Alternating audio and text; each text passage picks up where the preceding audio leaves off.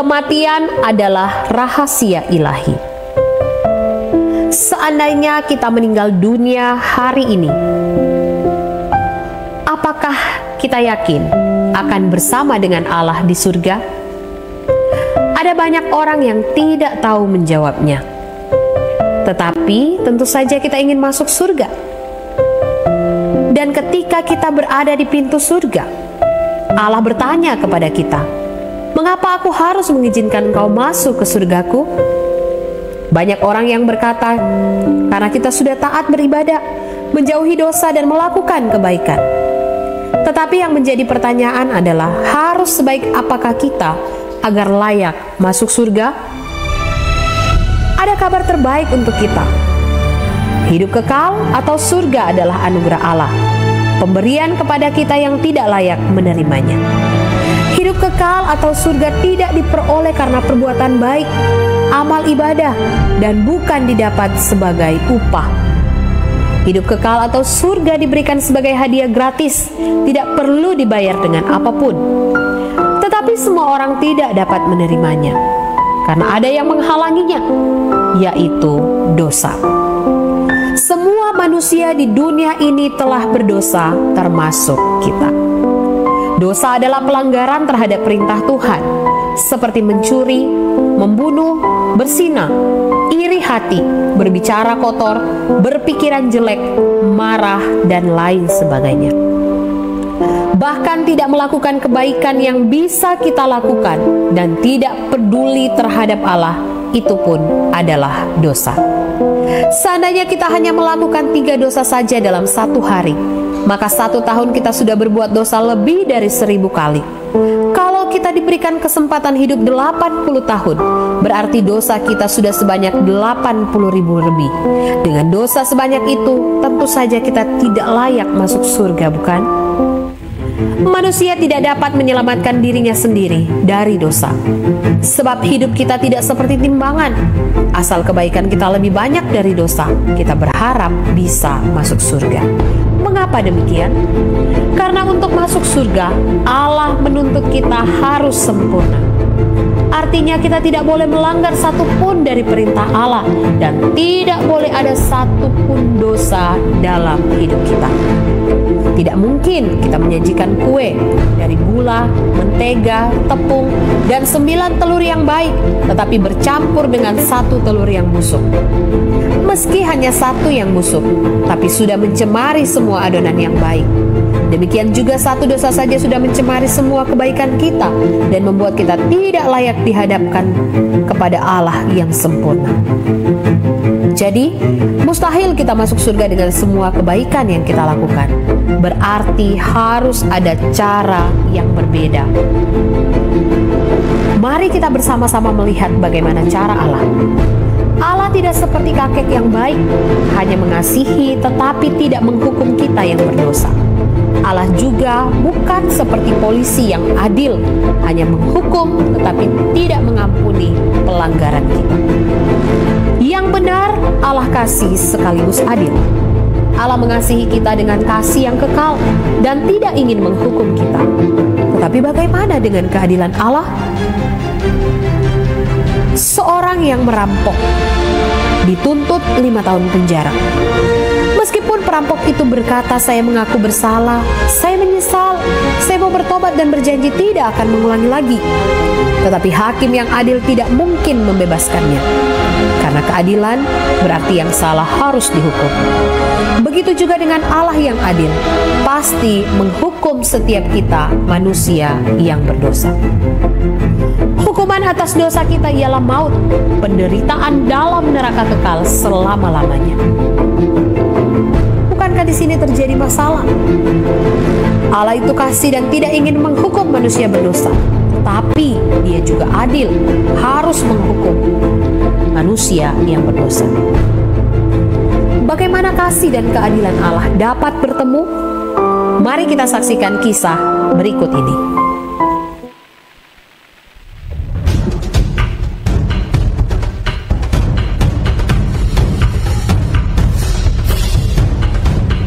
Dahulu kala, di sebuah negara yang jauh, ada seorang yang bernama Samila. Dia adalah seorang jenderal, tetapi karena tidak puas dengan pemerintahan raja yang diktator, dia dan prajuritnya memutuskan untuk memberontak. Karena itu, mereka harus meninggalkan kampung halaman mereka dan bersembunyi di hutan supaya jangan mengorbankan penduduk desa. Mereka menjalani hari-hari yang sulit dan sangat menderita. Tetapi Samila tetap saja bertahan. Dia percaya bahwa apa yang mereka lakukan itu berarti. Sampai suatu hari ketika mereka sudah terlalu lelah untuk berjalan, karena sudah berjalan terlalu lama, berperang terlalu lama, prajurit-prajuritnya sudah tidak ingin lagi berperang. Mereka sudah terlalu lelah dan mereka rindu rumah serta keluarga mereka.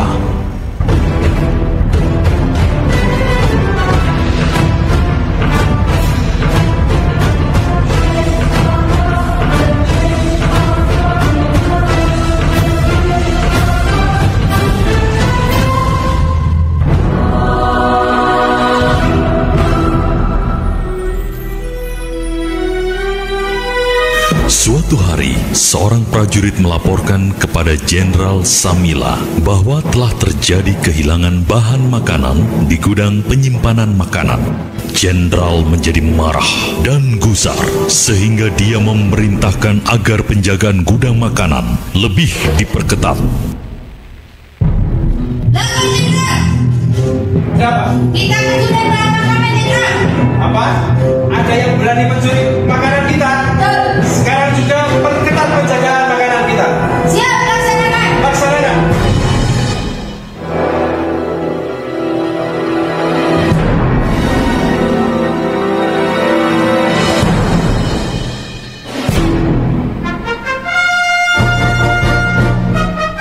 Keesokan harinya, pengawal memberikan laporan kembali kepada Jenderal Samila bahwa persediaan makanan dibobol oleh orang yang tak dikenal, sehingga Jenderal Samila memerintahkan agar seluruh rakyat dikumpul. Kemudian, Jenderal mengumumkan bahwa telah terjadi pencurian di gudang penyimpanan makanan dan bagi yang tertangkap akan diberi hukuman 50 kali cambukan di alun-alun.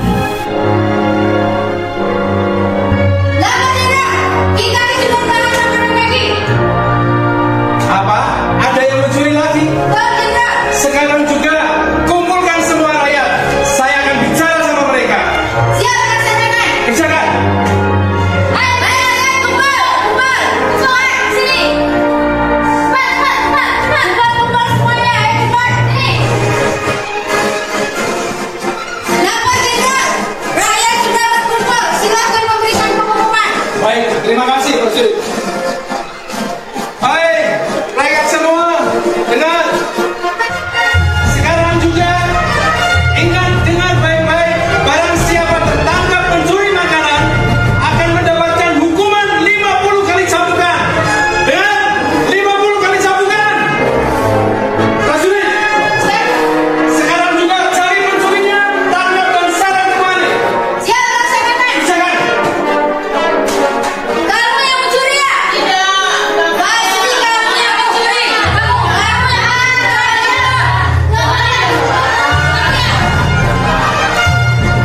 dia pencurinya.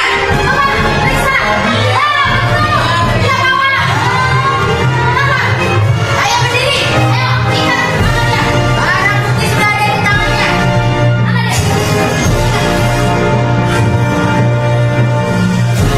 Ayo, Mas. Saya yang maju.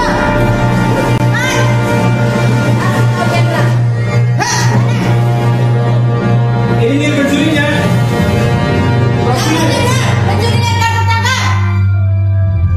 Cepat buka penutup kepalanya. Saya beritahu siapa dia. Saat itu, Jenderal Jenderal Samila mengalami dilema. Di satu pihak, ia sangat mengasihi ibunya. Tentu ia tidak ingin ibunya dihukum cambuk. Tetapi di pihak lain, ia harus menegakkan keadilan, yaitu hukuman harus dijalankan.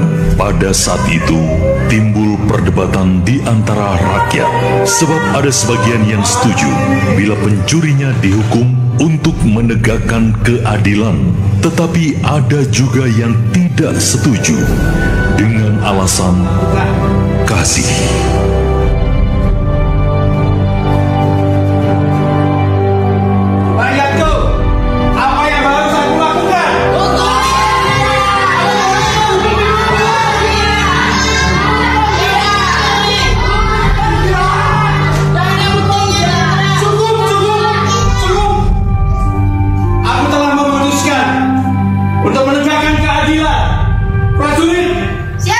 Laksanakan hukuman cambuk dia 50 kali. Siap, laksanakan. 1, 2, 3. Stop. Prajurit, aku akan menggantikan dia untuk menerima hukuman cambukan sebagai ganti kesalahannya.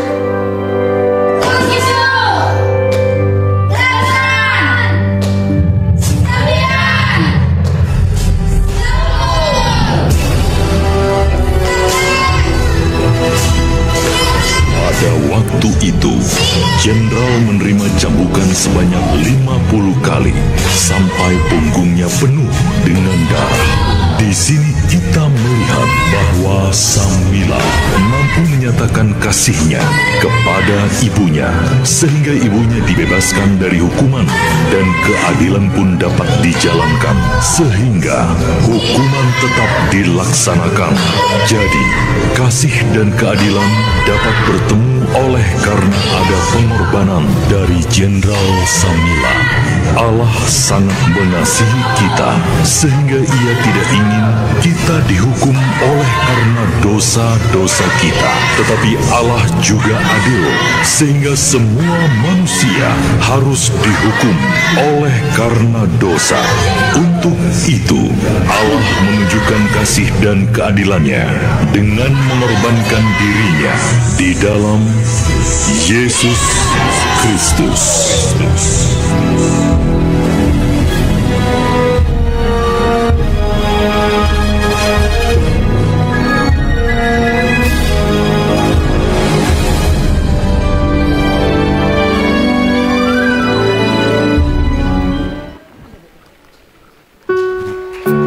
Demikianlah juga cara Allah untuk menunjukkan kasih dan keadilannya melalui pengorbanan dirinya dalam Yesus Kristus. Yesus adalah Allah yang menjadi manusia. Yesus datang ke dalam dunia yang kita rayakan pada Natal dan hidup tanpa dosa. Dia sempurna. Yesus mati di kayu salib untuk menjalani hukuman atas dosa kita. Sebelum mati, Yesus berkata, "Sudah selesai." Artinya seluruh hukuman atas dosa kita sudah ditanggungnya sekali untuk selama-lamanya. Yesus mati dan dikuburkan. Tetapi karena Dia Allah, Dia bangkit dan naik ke surga. Yesus menawarkan anugerah hidup kekal atau surga kepada kita dengan cuma-cuma. Dan ini hanya dapat diterima dengan iman. Bapak Ibu Saudara, kita telah menyaksikan bagaimana kasih dan keadilan bisa bertemu hanya melalui sebuah pengorbanan. seorang Jenderal Samila yang tidak rela menghukum ibunya dengan menggantikan posisi ibunya, sehingga dia menerima hukuman. Demikian juga Allah, dia datang ke dalam dunia, mengosongkan dirinya, merendahkan dirinya, bahkan lahir di tempat yang paling rendah, di kandang domba. Lalu kemudian sampai mati di kayu salib, mengorbankan dirinya untuk hidup saudara dan saya. Sehingga anugerah hidup kekal itu hanya kita bisa terima dengan iman. Iman adalah gambaran seperti kunci yang suatu waktu ketika Pak Sipri pergi keluar kota, libur bersama dengan keluarga, saat kembali untuk membuka pintu utama rumah itu, maka akan menggunakan hanya satu kunci saja. Demikian juga sorga, untuk membuka pintu sorga hanya menggunakan iman yang satu saja, yaitu iman yang menyelamatkan. Bagaimana dengan kunci-kunci yang lain? Kunci-kunci yang lain adalah gambaran iman yang tidak menyelamatkan. Iman yang tidak menyelamatkan itu seperti lompat dalam gelap. Seperti apa lompat dalam gelap? Malam hari ketika orang-orang berseru yang memanggil kita, dan orang itu kita tidak kenal, apakah kita mau pergi? Jangan-jangan dia jadi pencuri atau perampok atau pembunuh. Ada banyak orang yang kemudian berseru kepada Tuhan, Tuhan, tetapi dia tidak mengenal siapa Tuhannya. Ada banyak orang yang berseru Tuhan, Tuhan, tetapi Tuhan juga tidak mengenalnya. Bukan juga iman yang berdasarkan logika atau pengetahuan. Apakah ibu tahu presiden sekarang? Siapa namanya? Hah? Jokowi. Ukuran sepatunya berapa? Nggak tahu ya. Rumahnya di mana? Iya. Berapa anaknya? Bapak Ibu Saudara, banyak orang yang hanya sekedar tahu Tuhan, hanya sekedar logika. Dia tahu Yesus mati di kayu salib, dia tahu Yesus lahir di kandang domba. Bahkan filsafat-filsafat dunia tahu siapa Yesus, tapi hanya logika saja. Bukan juga iman yang hanya sementara. Waktu sakit berdoa Pak Tuhan, setelah sembuh, halo, setelah sembuh lupa berdoa. Waktu susah gagal, waduh, rajin ke gereja, hampir 1 minggu full masuk ke gereja. Setelah sukses sudah punya segalanya, lupa Tuhan. Artinya apa? Iman yang hanya mengandalkan Tuhan hanya sementara saja. Tetapi iman yang menyelamatkan adalah iman yang mengenal Yesus, mengandalkan Yesus dan percaya Yesus saja sebagai Tuhan dan Juru Selamat untuk memperoleh hidup yang kekal. Kira-kira mengenal dan mengandalkan Yesus itu seperti apa? Ada seorang akrobatik di air terjun Niagara. Seorang akrobatik ini penontonnya banyak sekali dan dia sudah lakukan atraksinya di gedung-gedung mewah. Dia lakukan atraksinya, kemudian dia berkata, penonton, apakah penonton percaya saya akan berjalan di atas tali besi ini dari ujung sini ke ujung sana? Lalu kemudian penonton berkata, yang lain berkata saya percaya, tapi yang lain lagi tidak mungkin. Tapi Bapak Blondin ini, dia berjalan pelan demi pelan sampai di ujung sana. Yang tadi tidak percaya jadi percaya. Yang tadi yang sudah percaya semakin percaya. Wah, memberikan aplaus yang luar biasa. Apakah penonton percaya? Saya akan berjalan di atas tali besi ini dan saya muat gerobak yang berisi pasir. Lalu kemudian penonton yang tadi tidak percaya jadi percaya. Lalu memberikan aplaus. Kami percaya, kami percaya, kami percaya. Lalu Pak Blondin berjalan. Tak, tak, tak. Yang lain duk-dak. Kenapa? Jangan-jangan Bapak Blondin jatuh. Tapi ternyata Pak Blondin sukses sampai di ujung tali sana. Semua beri tepuk tangan yang paling meriah. Kenapa? Yang tadi masih ragu, masih bimbang. Yang tadi yakin, semakin diyakinkan lagi. Pak Blondin hebat, Pak Blondin hebat, Pak Blondin hebat. Pikirnya penonton, mereka sudah mau pulang. Tidak ada atraksi lagi. Lalu kemudian Pak Blondin, dia bertanya lagi. Apakah penonton percaya bahwa saya akan berjalan di atas tali ini dan di atas gerobak ini dengan memuat manusia atau orang? Yang semua jawabnya percaya, percaya, percaya, percaya. Lalu dia turun, dia mendekati seorang ibu. Bu, apakah ibu mau naik di atas gerobak itu? Lalu ibu bilang, aduh maaf Pak, jangan, saya masih punya suami di rumah, kasihan, tidak ada ngerawatnya. Lalu kemudian dia dekat lagi seorang bapak, Pak, mau Pak naik di atas gerobak? Aduh jangan saya Pak, kenapa? Saya masih punya tanggung jawab di rumah, ada istri, ada anak-anak, ada orang tua. Wah, dia dekati lagi seorang anak muda, apakah anak muda mau di atas gerobak itu? Waduh jangan saya, kenapa? Saya belum menikah. Saya ingin menikah tahun depan. Wah, pupuslah harapan. Lalu kemudian Pak Blondin naik lagi di sana. Tiba-tiba ada seorang anak kecil. Dia lari dari sana, kemudian dia mendekati gerobak itu dan dia naik di atas gerobak itu. Waktu dia naik, lalu kemudian dengan tenang, senyum, sukacita, dia naik di atas gerobak itu. Pak Blondin berjalan mendorongnya sampai di ujung sana. Waktu sampai di ujung sana, semua yang tadi yang tidak mau di atas gerobak termasuk penonton bertepuk tangan. Waduh, Pak Blondin hebat, Pak Blondin hebat. Lalu kemudian setelah selesai turun, diwawancarilah seorang anak itu. Lalu kemudian, Dek, kenapa engkau begitu berani? Kenapa engkau tidak takut? Apakah engkau nanti kau takut, nanti kau mati?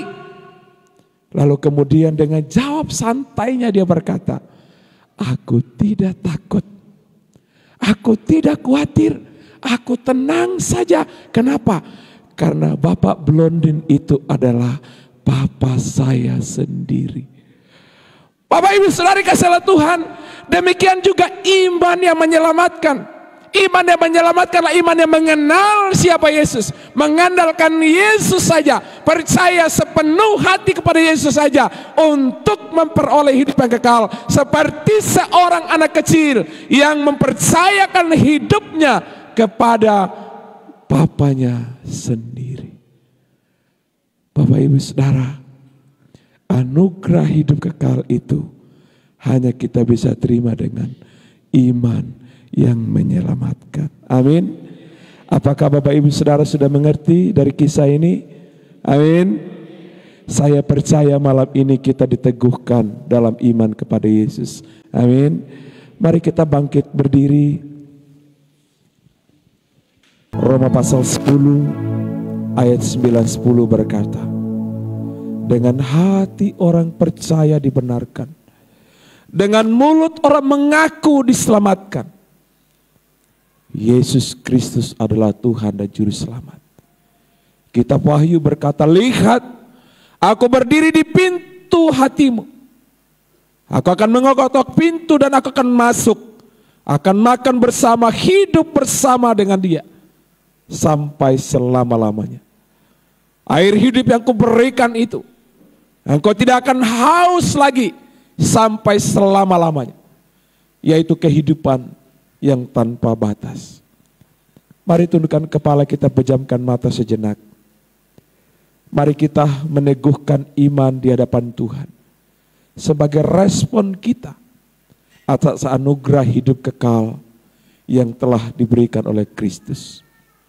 Mari kita berdoa, dan Bapak Ibu Saudara boleh ikuti doa yang saya ucapkan dan jadikan itu doa pribadi di hadapan Tuhan.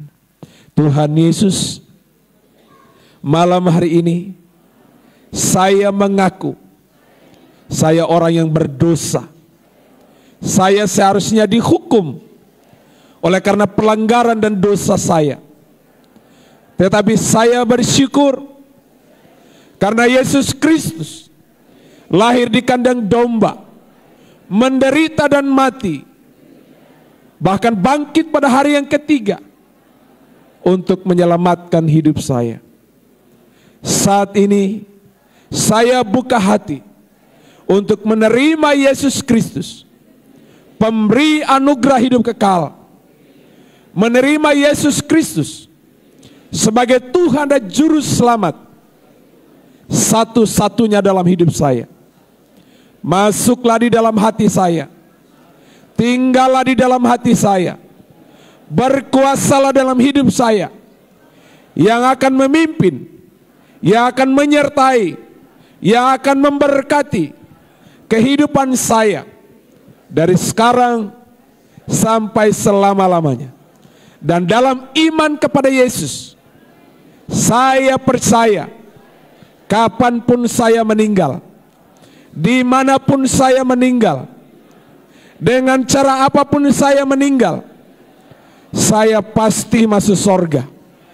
Karena percaya Yesus, mengenal dan mengandalkan Yesus saja sebagai Tuhan dan Juru Selamat secara pribadi, dan pakai hidup saya selama saya masih hidup. Biarlah hidup saya menjadi saksimu bagi sesama. Meteraikan perkataan saya malam ini, dan nama saya tercatat dalam kitab kehidupan. Demi nama Yesus saya berdoa. Amin. Silakan duduk. Bapak Ibu Saudara, setelah kita menerima Yesus sebagai Tuhan dan Juru Selamat, apa janji Tuhan bagi hidup kita? Setelah kita menerima anugerah keselamatan di dalam Yesus, apa janji Tuhan bagi hidup kita? Janji Tuhan di dalam Yohanes pasal 10 ayat 28. Aku memberikan hidup kekal kepada mereka, dan mereka pasti tidak akan binasa sampai selama-lamanya.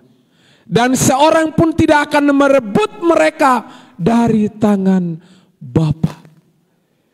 Di sana Yesus mengatakan, aku memberikan hidup yang kekal kepada mereka. Siapa mereka?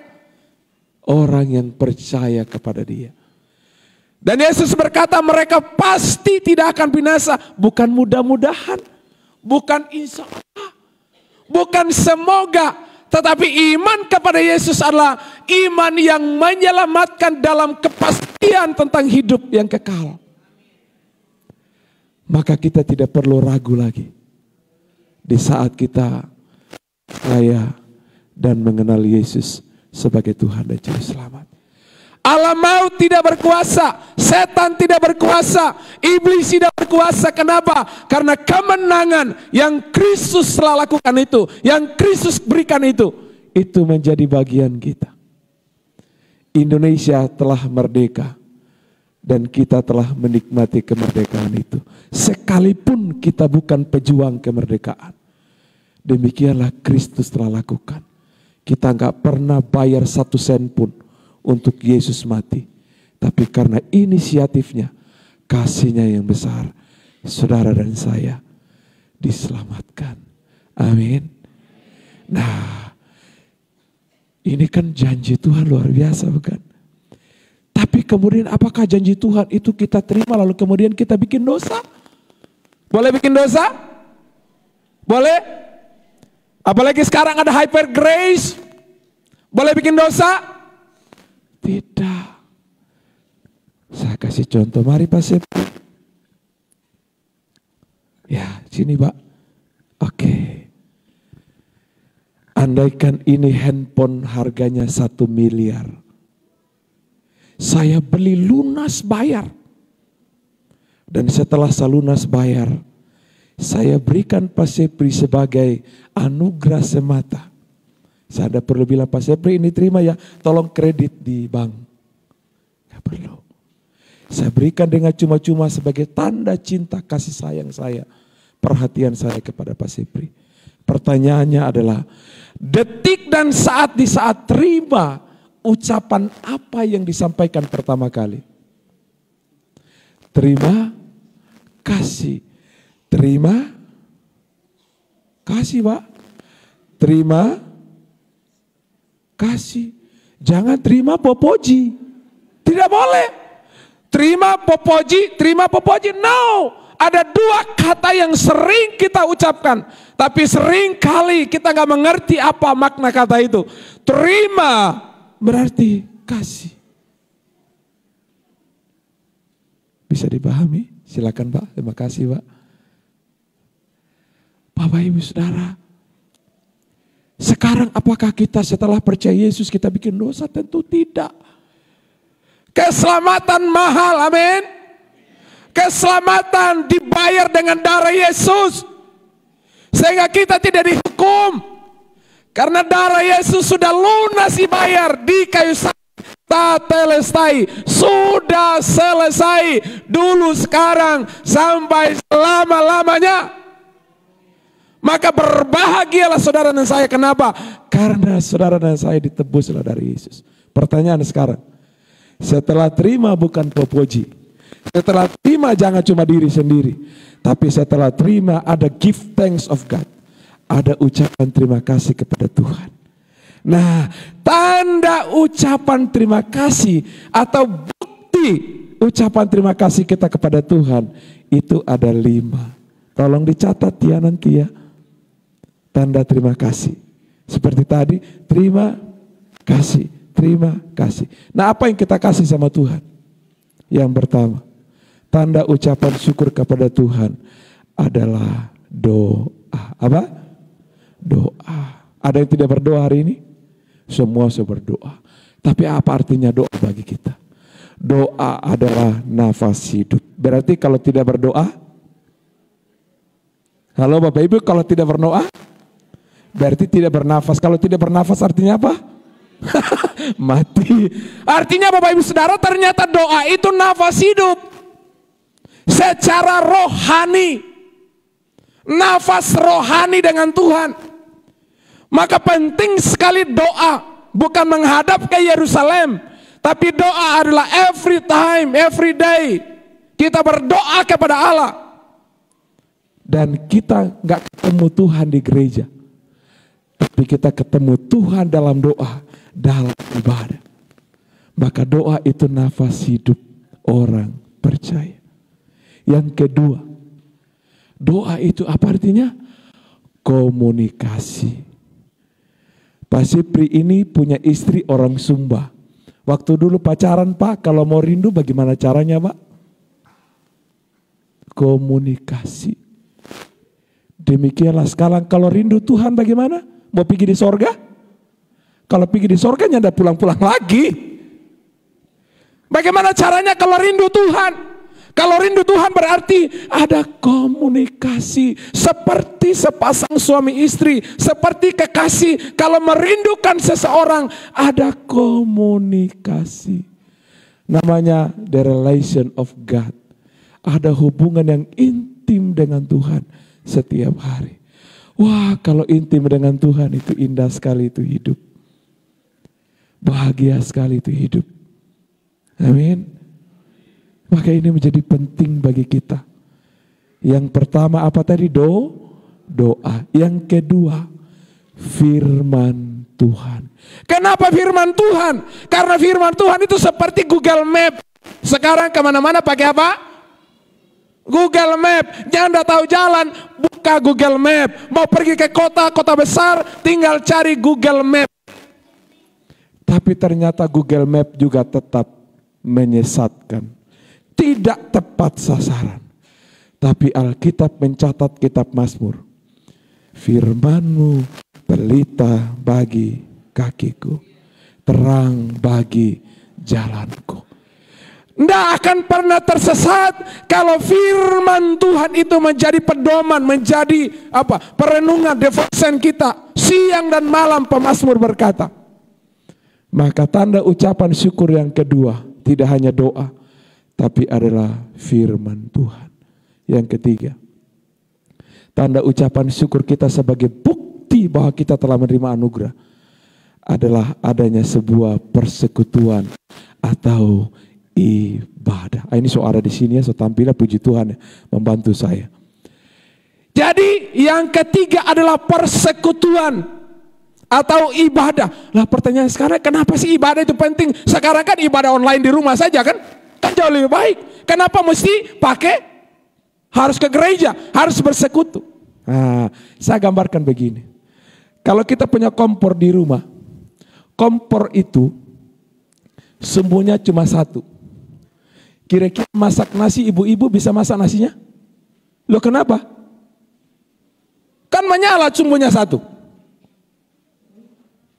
Gak bisa. Tapi kalau kompor itu sumbunya itu banyak, dibakar, setelah dibakar menyala, tadi beras yang keras, makanan yang belum bisa dinikmati waktu dimasak. Wah, demikianlah persekutuan itu. Maka persekutuan itu seperti kompor tadi itu. Maka sumbu-sumbu itu harus dinyalakan. Waktu dinyalakan Bapak Ibu Saudara itu sepertinya sakit. Makanya manusia menajamkan manusia, besi menajamkan besi. Setiap kita bertumbuh dalam persekutuan supaya kita benar-benar bermanfaat seperti sumbu tadi, bermanfaat bagi beras, dan beras itu kita bisa berubah menjadi nasi yang kita nikmati.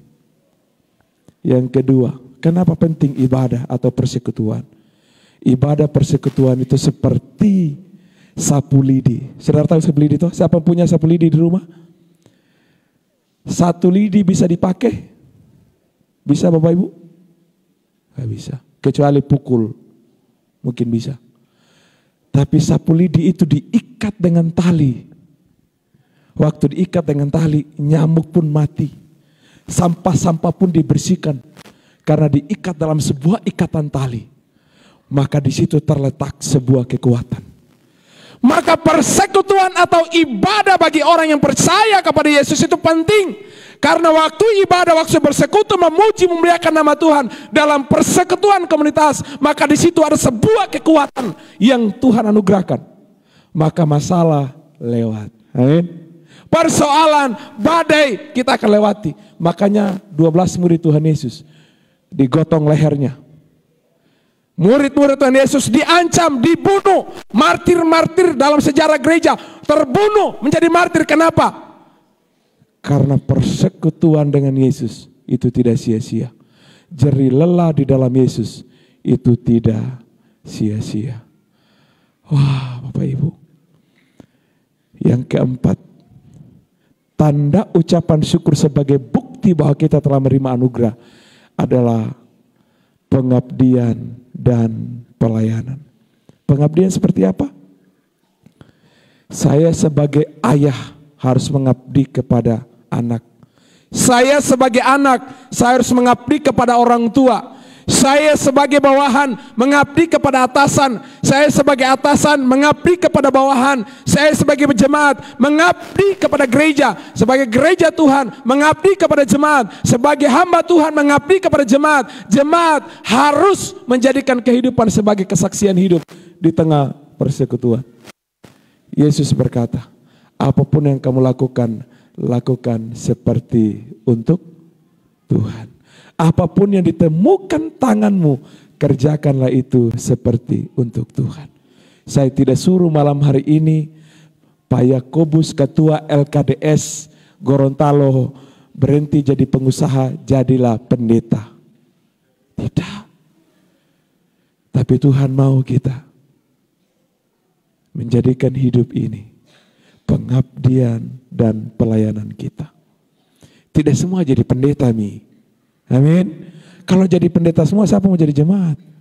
Tidak semua juga jadi jemaat. Tidak semua juga jadi pengusaha. Semua kita punya karunia talenta. Waktu nafas Tuhan berikan, semua karunia talenta potensi Tuhan sudah berikan semuanya. Tinggal kita menggalinya, mengeluarkannya. Maka akan keluar karunia talenta. Ada yang jadi guru, ada yang jadi rasul, ada yang jadi penginjil dan seterusnya. Dan yang kelima, mengembalikan persepuluhan. Ternyata Bapak Ibu Saudara, persepuluhan itu saya boleh garis bawahi. Orang selalu kalau sudah berbicara persepuluhan selalu dengan doi. Saya kira keliru sekali. Sesat sekali kalau kemudian hamba Tuhan paksakan jemaat itu. Pokoknya kalau kau tidak kasih persepuluhan, kau akan kena kutuk. Salah juga Bapak Ibu. Itu keliru sekali. Jadi Bapak Ibu Saudara, itu tanda ucapan syukur kita kepada Tuhan adalah mengembalikan persepuluhan. Yang pertama persepuluhan waktu. Sekarang masa hidup kita satu hari berapa jam? 24 jam. Nah kalau 24 jam berarti persepuluhan waktunya berapa? 2 jam lebih. Bagaimana cara ngaturnya? Waktu bangun pagi Yesus bangun berdoa kira-kira jam 3 sampai jam 4 subuh itu bangun. Lalu kemudian dia berdoa. Itu waktu dengan Tuhan. Sementara masak bisa putar lagu rohani. Bukan lagu rohani terus. Waktu sementara dalam masalah, jangan putar lagu-lagu yang patah hati. Tapi putar lagu-lagu yang menghibur, yang menguatkan, yang memberkati. Maka waktu-waktu dengan Tuhan itu indah sekali. Maka tidak ada kesempatan bagi iblis dan dosa untuk masuk. Kenapa? Karena kita dengan Tuhan. Artinya anytime kita waktu dengan Tuhan. Malam hari sebelum tidur ingat, jangan dulu handphonenya dipegang terus, apalagi zaman digital. Tapi simpan dulu handphonenya, ambil waktu sejenak mengucap syukur. Naikkan doamu kepada Tuhan atas waktu yang Tuhan beri dalam hidup kita. Nah sekarang yang kedua persepuluhan. Nah kalau singgung persepuluhan penghasilan ini yang jadi masalah sekarang gereja-gereja Tuhan. Yang lain pendeta berkata, jangan kasih persepuluhan, itu zaman perjanjian lama. Yang lainnya berkata, boleh kasih persepuluhan. Saudara mau ikut siapa? Ojo lali, bingung. Tahu bagaimana? Bagi saya, menurut firman Tuhan, selama masa hidup ada penghasilan, berapapun jumlahnya, bawalah ke rumah Tuhan. Amin. Di mana itu rumah Tuhan? Di mana? Kalau Hana dengan suaminya itu mereka pergi ke Silo, tempat di mana mereka sembahyang, dan seluruh penghasilan mereka bawa ke rumah Tuhan. Berarti artinya apa? Tempat di mana beribadah, tempat di mana bersekutu, tempat di mana memuji Tuhan, tempat di mana kita mendapatkan siraman rohani, kita dilayani, kita didoakan, di mana kita bertumbuh. Berarti persepuluhan itu bawalah ke sana. Supaya ada persediaan apa? Makanan. Loh, persediaan makanan apa saja? Yang pertama Alkitab mencatat, itu hamba Tuhan. Yang kedua, janda-janda. Yang ketiga orang asing. Itu jelas sekali Alkitab bilang. Dari gereja lah keluar misi keluar untuk menjangkau jiwa. Melalui pemberian umat Tuhan. Saya tidak suruh saudara kasih persepuluhanmu di gereja tetangga. Sementara gerejamu sendiri sementara bergumul. Hati-hati. Atau jangan-jangan saudara sakit hati dengan gerejamu sendiri, lalu kemudian persepuluhanmu di tempat lain. Kasihan gerejamu, kalau bocor sana bocor sini. Ya, jadi berikan kepada Tuhan apa yang Tuhan punya. Berikan kepada kaisar apa yang kaisar punya. Amin. Dan yang terakhir, jadikan hidup ini sebagai saksi Kristus. Kapan terakhir kali saudara bersaksi? Nyanda Pak Pendeta, aduh apalagi mau bersaksi, sedangkan berdoa aja nyanda. Ya hendak Pak Pendeta, kenapa? Biarin jauh itu majelis di sana itu yang kata-katanya aduhai. Ternyata orang yang percaya Yesus, yang telah menerima anugerah keselamatan, seharusnya dia bersaksi kepada setiap orang. Saudara masih ingat orang gerasa yang kerasukan setan? Setelah sembuh, lalu kemudian dia bilang begini, Yesus, aku mau ikut engkau. Saya mau belajar dulu bagaimana berteologi. Saya mau belajar dulu bagaimana itu pendidikan dan sebagainya. Saya mau belajar dulu dari Kejadian sampai Wahyu. Enggak Bapak Ibu. Yesus justru menolak. Enggak. Sekarang pulanglah ke rumahmu, pulanglah ke kampungmu. Ceritakan apa yang Tuhan perbuat bagimu. Waktu dia pulang, dia singgah di mana dulu? Dia singgah di Gorontalo, dia singgah di Paguat, baru sampai di Karangetan. Bapak Ibu Saudara, ternyata dia tidak pulang di kampung dulu. Dia singgah, dia beritakan, Yesus itu menyembuhkanku, Yesus itu menyembuhkanku, Yesus menyembuhkan. Artinya apa? Pengalaman pribadi dengan Yesus, perjumpaan pribadi dengan Yesus, pemulihan pribadi dengan Yesus, membuatnya untuk testimoni dengan banyak orang. Maka tidak ada alasan bagi orang percaya lalu kemudian berkata, penginjilan bukan tugasku, kesaksian bukan tugasku, tapi tugas orang yang percaya kepada dia. Tapi jangan copot-copot kesaksian orang lain, lalu kemudian berkata, saya pakai kesaksian itu. No, kesaksian itu pengalaman pribadi dengan Tuhan. Ketika saudara mengalami Tuhan, saudara akan bercerita kepada siapa saja, tanpa takut dan gentar. Saya tidak suruh saudara ajak orang lain masuk agama Kristen, no. Tetapi Tuhan suruh kita, ceritakanlah keselamatan yang kau terima. Bahwa anugerah keselamatan itu hanya bisa diterima dengan iman.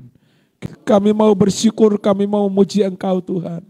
Lihatlah hati kami, lihatlah kerinduan kami Tuhan. Amin, Engkau milik kami Tuhan.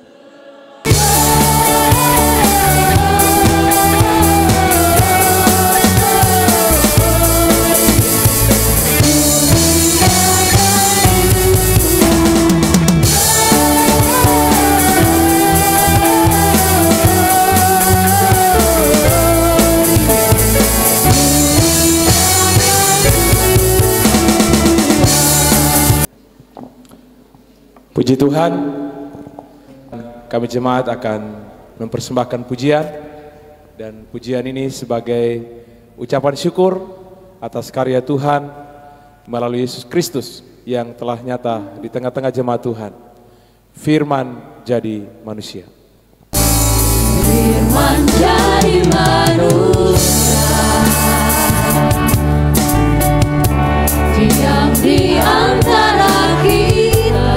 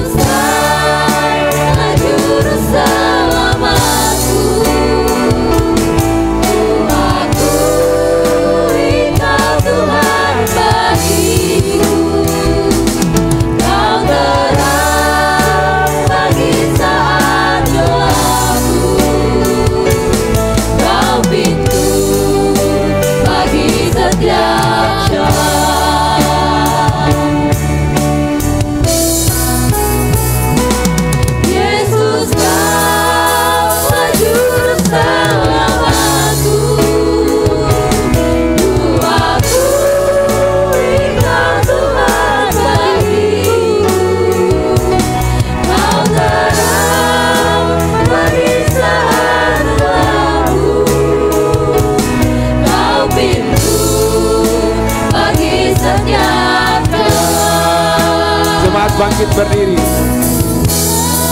Allah juru selamatku. Kita akan mengakhiri pada hari. Mari bersama-sama. Biarkanlah kita terus mengakui Dia dalam segala hal.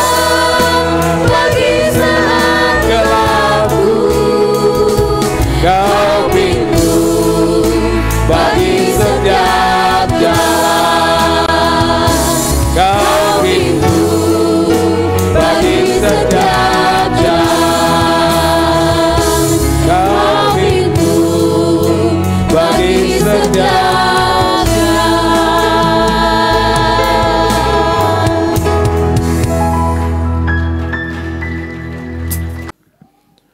Jemaat yang dikasihi Tuhan, pulanglah, lakukanlah firman yang telah engkau dengar, dan terimalah berkat Tuhan.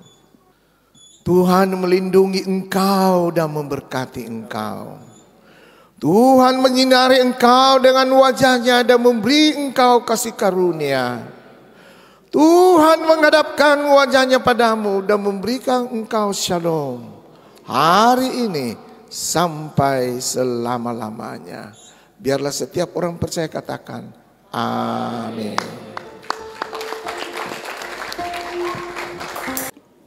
Kepada seluruh pendukung acara, baik worship leader, choir, tim musik, pemeran drama, musikal, dan tim multimedia,